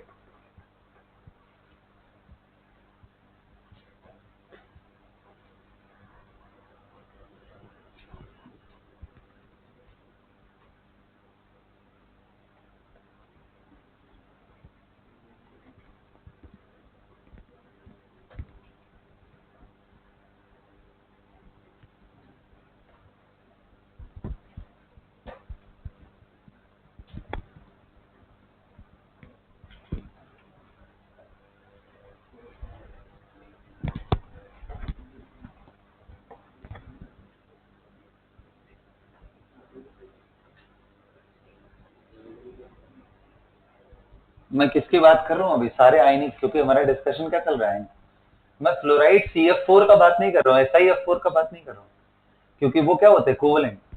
तो एक बात बताओ, फ्लोराइड्स में अगर मैं बोलूं LiF, NaF, KF, तो फ्लोराइड्स के केस में भी सॉलिबिलिटी डाउन द ग्रुप, हाँ जी, इंक्रीज करती। यहां थोड़ा सा एक गड़बड़ हो जाता है, BeF2 से ज्यादा हम एक्सपेक्ट करते हैं कि MgF2 हो जाए, उससे ज्यादा CaF2, उससे ज्यादा कौन सा SrF2, एंड उससे ज्यादा Ba, ऐसा एक्सपेक्ट करते हैं। बट इंटरेस्टिंगली ये सबसे ज्यादा, and this is soluble. In fact मैं ये बोल दूं कि this is the only soluble fluoride. BeF2 is the only soluble fluoride of ionic compounds। Ionic compound में और कोई फ्लोराइड सॉल्युबल ही नहीं है। Calcium fluoride highly insoluble, CaF2 मतलब बिल्कुल भी डिसॉल्व नहीं होता पानी में। और ये बात भी मैंने तुम्हें समझाई थी ऑक्सीजन फैमिली में, जब मैं पढ़ा रहा था आपको एपेटाइट के बारे में।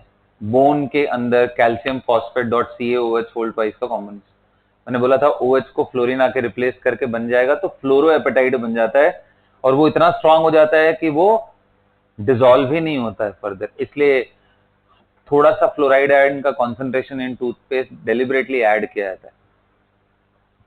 ठीक है, गॉट इट ना? तो MgCaF2 ये सब इनसॉल्युबल, तो फ्लोराइड्स में भी डाउन द ग्रुप इंक्रीज करता है, बस बेरिलियम फ्लोराइड सबसे ज्यादा सॉल्युबल। अब आज जो सबसे ज्यादा क्वेश्चन पूछे जाते हैं उनके बारे में मैं बात कर लेता हूं। It is about alkaline earth metal sulphate, इस पे बहुत क्वेश्चन आता है। ओके, सॉल्युबिलिटी ऑफ, लिखो हेडिंग डाल के, solubility of sulphate, chromate, phosphate,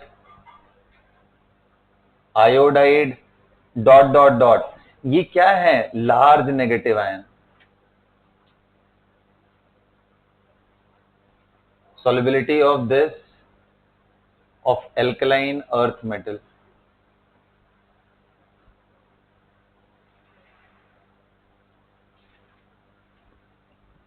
alkaline earth metal की सॉल्युबिलिटी के बारे में मैं यहां पे डिस्कस कर रहा हूं।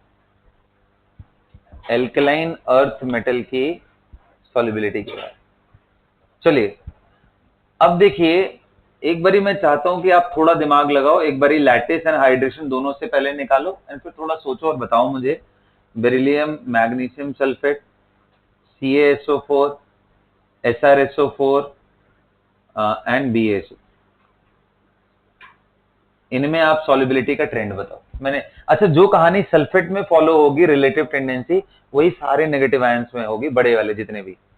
देखो ऑक्साइड एंड फ्लोराइड सबसे छोटे हैं ना, इनको छोड़ के बाकियों में लगभग ट्रेंड एक जैसा आता है। तो प्लीज एक बारी बताइए आप।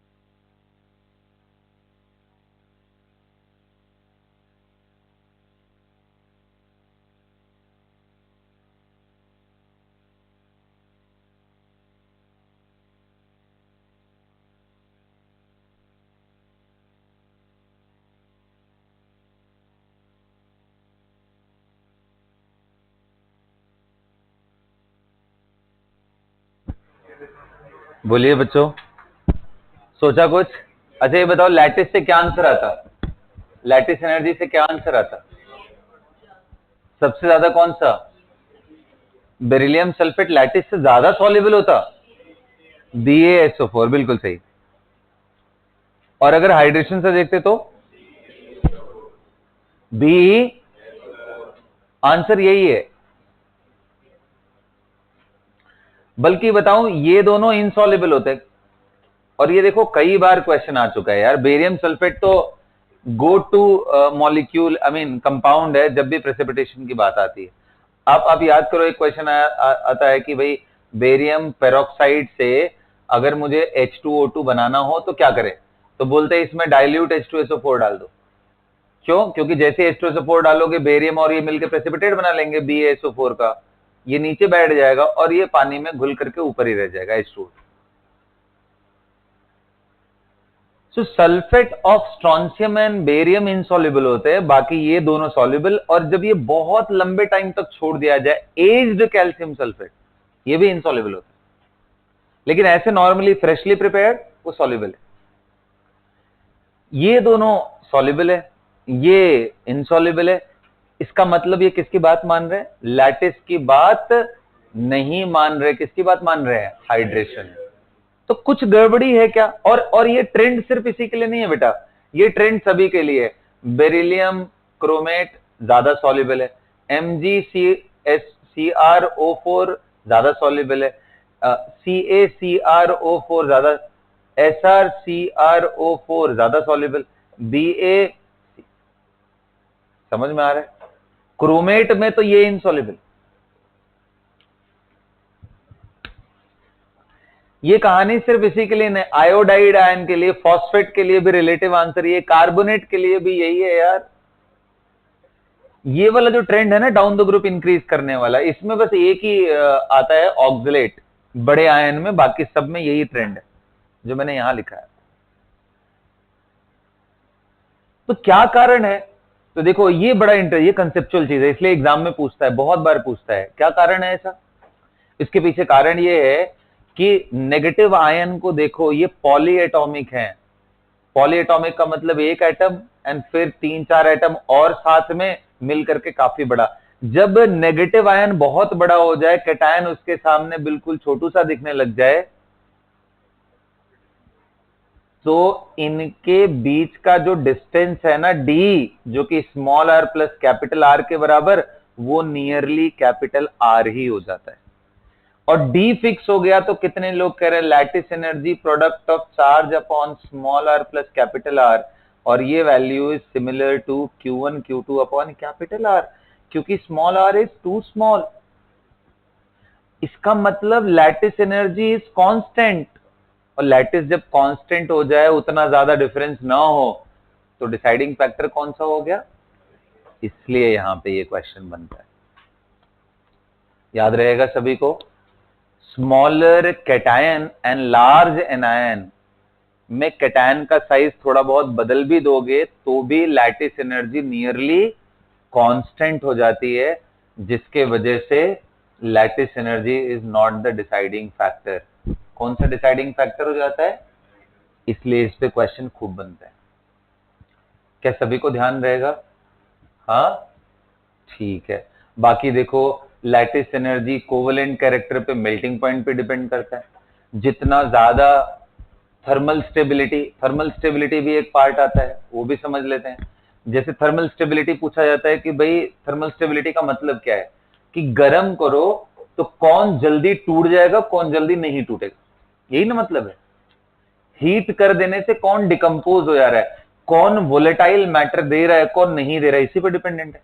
सो थर्मल स्टेबिलिटी, जैसे मान लो कार्बोनेट है, कैल्शियम कार्बोनेट, गर्म करने पे क्या होता है? CaO and CO2। ऐसे तो कैल्शियम के नीचे कौन सा आता है? इसको भी गर्म करोगे तो ये भी देता है SrO प्लस CO। इसके ऊपर Mg है, वो भी गर्म करोगे तो वो भी मिलता है।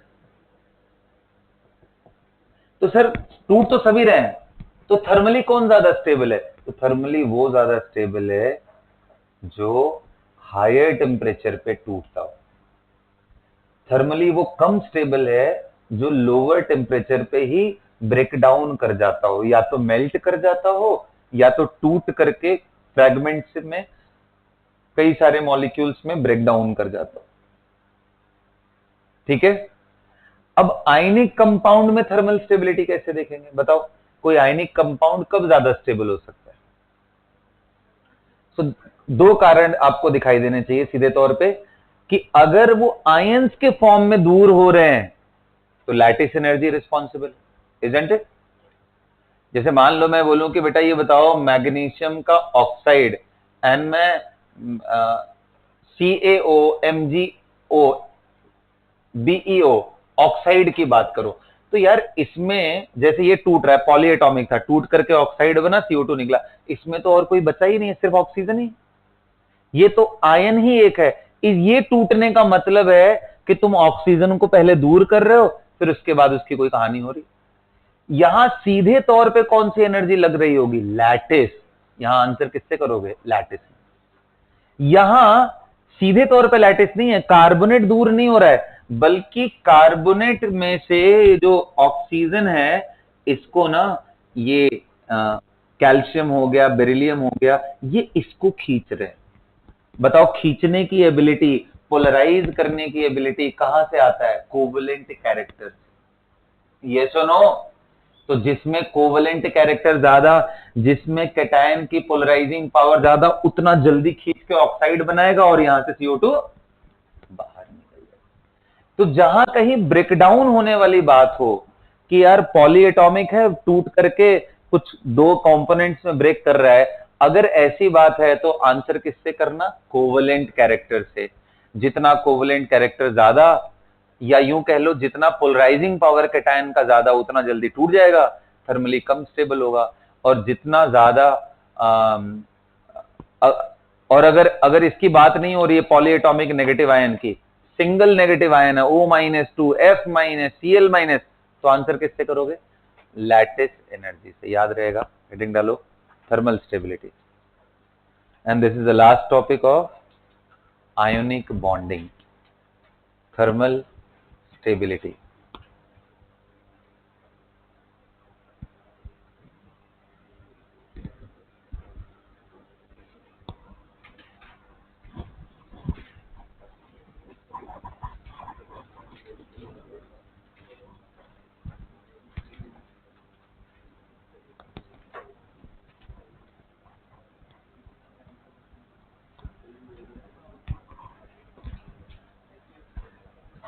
लिखो,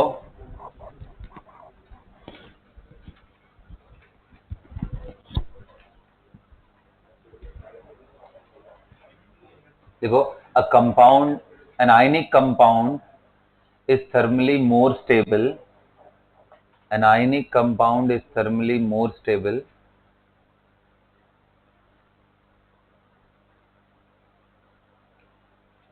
if it breaks down or melts at higher temperature, at relatively higher temperature। या तो टूट जाए, मतलब ब्रेकडाउन का मतलब डिकम्पोजिशन। ठीक है, how to decide? So thermal stability आप लिखो is proportional to lattice energy. और लैटिस एनर्जी किसके प्रोपोर्शनल होता है बेटा? Q1 Q2 upon R plus capital R। And thermal stability is inversely proportional to covalent character, inversely proportional to polarizing power of cation। अब question ये आएगा कि sir कौन सा वाला कब लगाएंगे, कौन सा? क्योंकि पोलराइजिंग पावर में भी चार्ज साइज है, यहाँ पे भी चार्ज साइज। ये तो वही वाली बात होगी, लैटिस हाइड्रेशन वाली जो दिक्कत आ रही थी। तो आंसर है ये तब लगाना, apply when an ion, negative ion, is polyatomic in nature।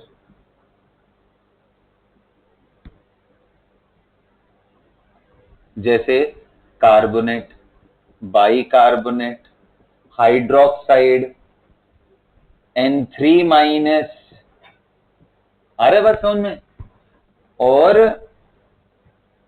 NO3 minus, SO4 minus 2 dot dot dot. ये कब अप्लाई करना? अप्लाई व्हेन क्या? Anion simple negative ion like F minus N minus 3 O minus 2 and dot dot.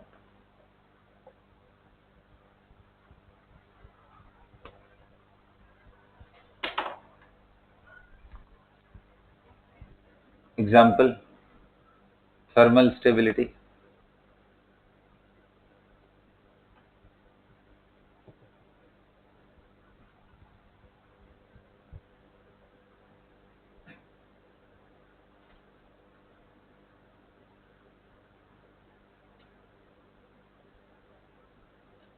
Li2O, Na2O, K2O, Rb2O, कैसे जाएगा?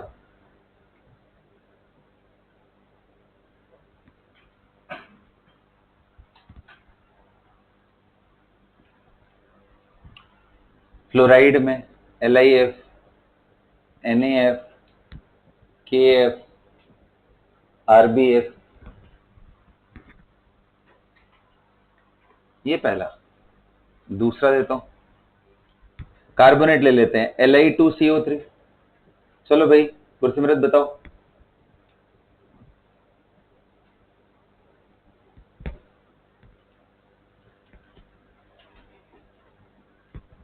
इसमें क्या order होगा?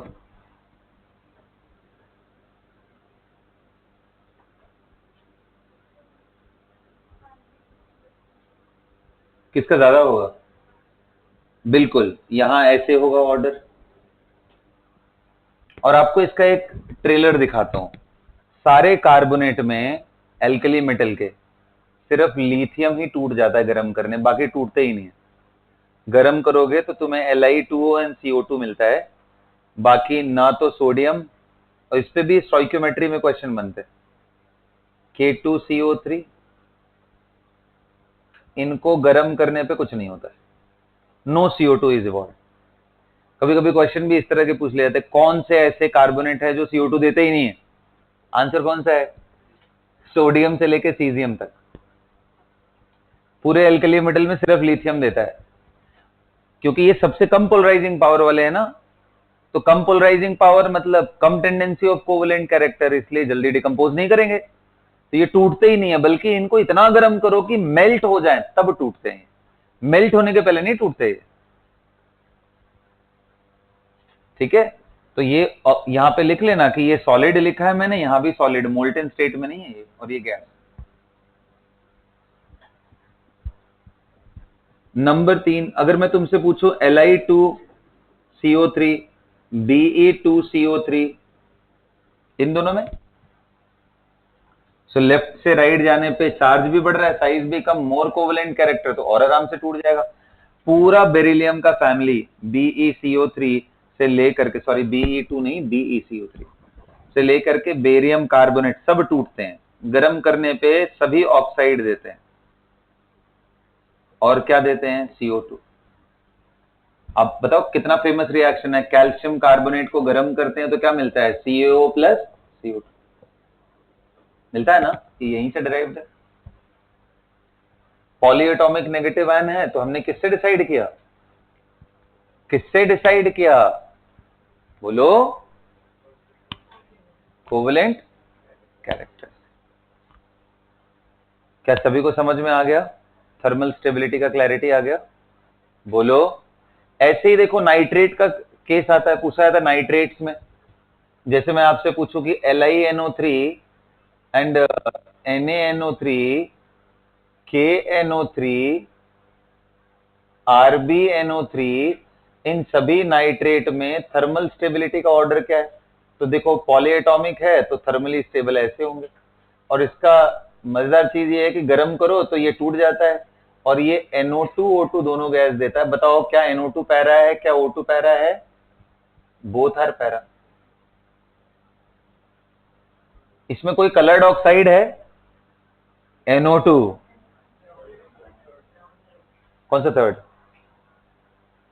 अच्छा थर्मल स्टेबिलिटी, जी जी जी जी, थर्मल स्टेबिलिटी का ऑर्डर तो यही होगा, Li2CO3।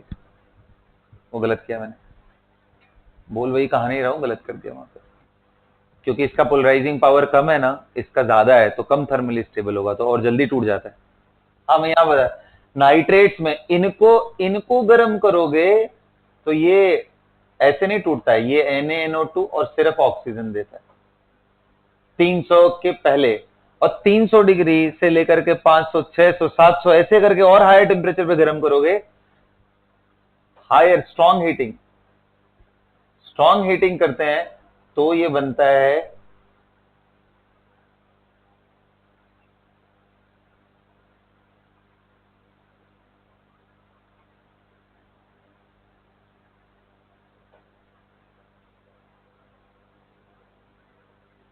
और तब भी आपको NO2 गैस तो नहीं मिलने वाला है।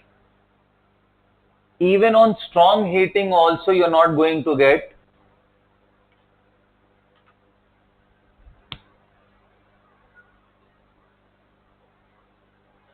ऑक्साइड, तो मिल जाएगा आपको, NO2 नहीं मिलेगा क्योंकि पहले ये ब्रेक डाउन कर चुका है। So it is going to give you oxide and oxygen, and यहां अगर मैं करेक्ट हूं तो नाइट्रोजन का ही कोई कंपाउंड आता है, एंड ये मुझे कंफर्म करना पड़ेगा, मोस्टली नाइट्रोजन ही होता है बट फिर भी मुझे कंफर्म करना पड़ेगा, है ना। तो देखो लिथियम ब्रेक डाउन करके NO2, जब लिथियम तोड़ दे रहा है तो सोचो बेरिलियम और तो आराम से तोड़ देंगे, उनका पोलराइजिंग पावर और ज्यादा है। सो NO2 जितने नाइट्रेट होते हैं सभी टूट करके NO2 देते हैं। कौन नहीं देता है?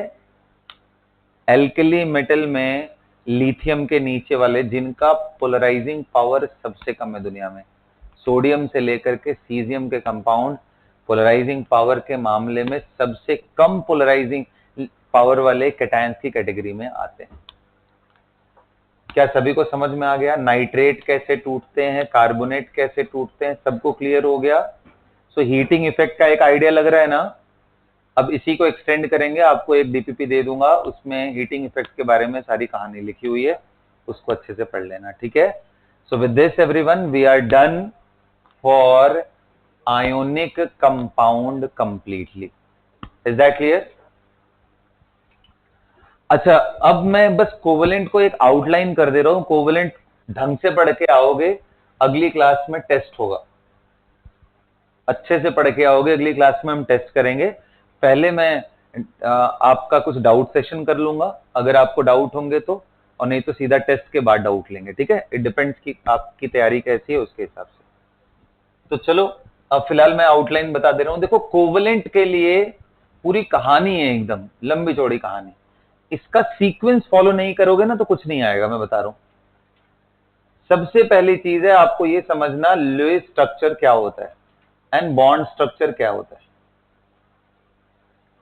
इसके बाद जो एंगल वगैरह की प्रॉब्लम है वो हम जाएंगे VAC-PR में। फिर इसके बाद वेस्पर एक बारी क्लियर हो गया तो हम डाइपोल में एंड एंगल में, bond angle, bond order, bond energy, bond length, ये सब में जाएंगे। फिर चौथा जाएंगे, ये सब जब कहानी हो जाएंगी खत्म तो मॉडर्न थियरी, एंड उस मॉडर्न थियरी में आता है सबसे पहला VBT, इसमें थोड़ा सा चेंजेस करके हाइब्रिडाइजेशन, एंड फिर लास्ट आता है topic MOT, molecular orbital theory. अच्छा इन सबको सम अप करने के लिए एक और चीज किया जाता है, सेकेंडरी फोर्सेस। कौन सा? सेकेंडरी फोर्सेस में बोलो। हाँ वो सारे फोर्सेस यार, dipole dipole dipole, induce dipole, London forces, London and dispersion, ये सब आता है। मैं एक बात बता रहा हूं, केमिकल बॉन्डिंग का कोवलेंट वाला सेगमेंट सबसे आसान होता है, लेकिन सबसे ज्यादा इंफॉर्मेटिव है और सबसे ज्यादा इंपॉर्टेंट है। टफ नहीं है ये चैप्टर। ये उन सारे बच्चों का चैप्टर सही हो सकता है जो सिंसियरिटी के साथ एकदम, अगर 0 लेवल पे भी हैं तो एक एक लेक्चर जैसे मैंने गाइड किया है उसको देखते हुए अपने नोट्स को बढ़िया से बना ले। और ये चैप्टर सही करने का मतलब, कोऑर्डिनेशन सही करने का मतलब, पूरे ब्लॉक केमिस्ट्री में से सारा ब्लॉक का 25 से 30% कंटेंट आपका अपफ्रंट रेडी रहेगा। मतलब इनऑर्गेनिक के 10 में से 3-4 क्वेश्चन तो तुम सिर्फ इतना ही चैप्टर करके लगा लोगे, बाकी छोड़ दो सारा ब्लॉक वगैरह तो भी इतने से निकाल दोगे। और ये अगर ढंग से करके नहीं गए ना तो बाकी ब्लॉक पढ़ने का भी कोई फायदा नहीं, क्योंकि इसी से समझ डेवलप होकर के आगे यूज होता है। इसलिए periodic properties and chemical bonding you can not afford to lose. अगर केमिस्ट्री सीखनी है तो यही सीक्वेंस फॉलो करके करना पड़ेगा। Is that clear? तो आप इसी सीक्वेंस में चीजों को तैयार करोगे। तो क्लास में आज का यहीं पे एंड करता हूं।